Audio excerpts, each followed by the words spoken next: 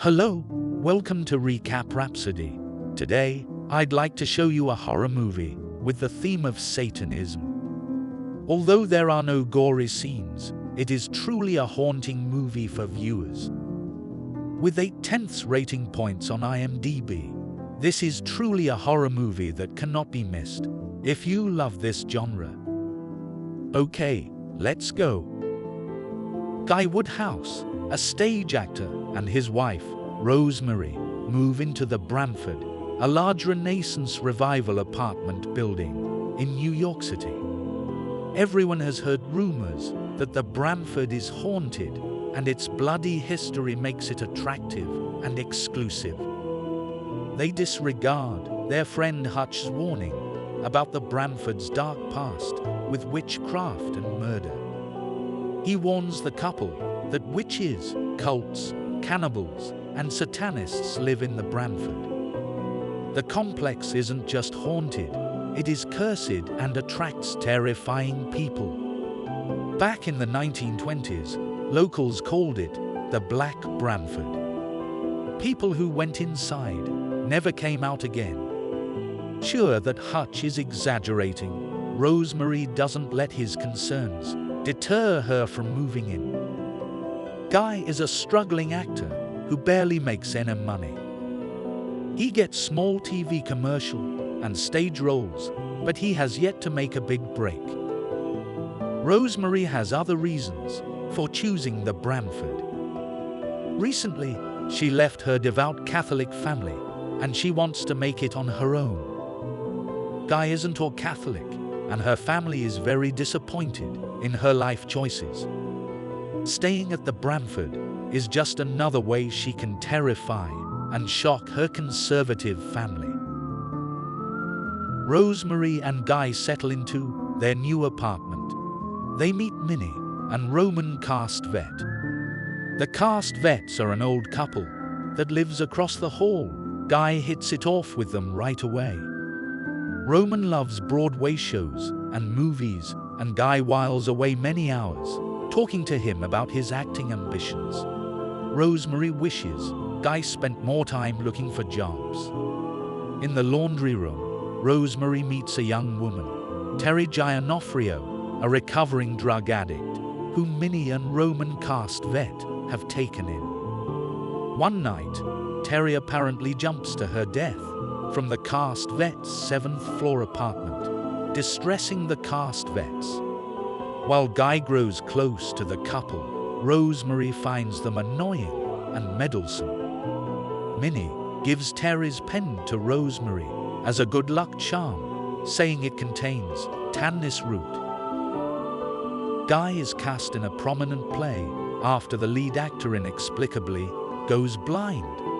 With his acting career flourishing, Guy wants to have a baby with Rosemary. On the night they plan to conceive, Minnie brings over individual cups of chocolate mousse for their dessert. When Rosemary complains that it has a chalky undertaste and does not finish it, Guy criticizes her as being ungrateful. Rosemary consumes a bit more to mollify him, then discreetly discards the rest. Soon after, she grows dizzy and passes out. In a dreamlike state, Rosemary hallucinates being raped by a demonic presence, Satan, as Guy, the caste vets, and other Branford tenants, all nude, are watching. Roman drew symbols on her belly using blood from a bowl. The next morning, Rosemary wakes up naked and covered in scratches. She asks Guy what happened, because she can't remember anything. Guy explains the scratches covering Rosemary's body by claiming that he did not want to miss baby night and had sex with her while she was unconscious. He says he has since cut his nails. Rosemary becomes pregnant with the baby due the last week of June. The elated caste vets insist that Rosemary goes to their close friend, Dr. Abraham Sapir-Stein, a prominent obstetrician, rather than her own physician, Dr. Hill. During her first trimester, Rosemary suffers severe abdominal pains, and loses weight. By Christmas time, her gaunt appearance alarms her friends and also Hutch, who has been researching the Bramfords' history. Before sharing his findings with Rosemary, he falls into a mysterious coma. Rosemary, unable to withstand the pain, insists on seeing Dr. Hill, while Guy argues against it, saying Dr. Sapir-Stein will be offended. As they argue, the pains suddenly stop, and Rosemary feels the baby move. 3 months later, Hutch's friend, Grace Cardiff, informs Rosemary Hutch is dead.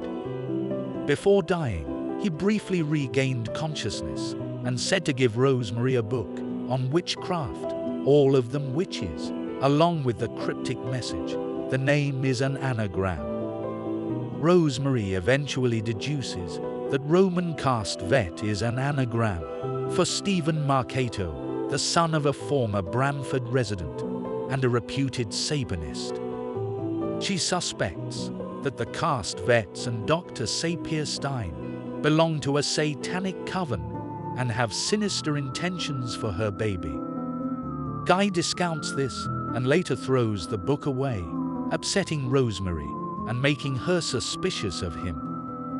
Rosemary decides to leave, and before doing so, she goes to Dr. Sapir-Stein's clinic for a prenatal checkup.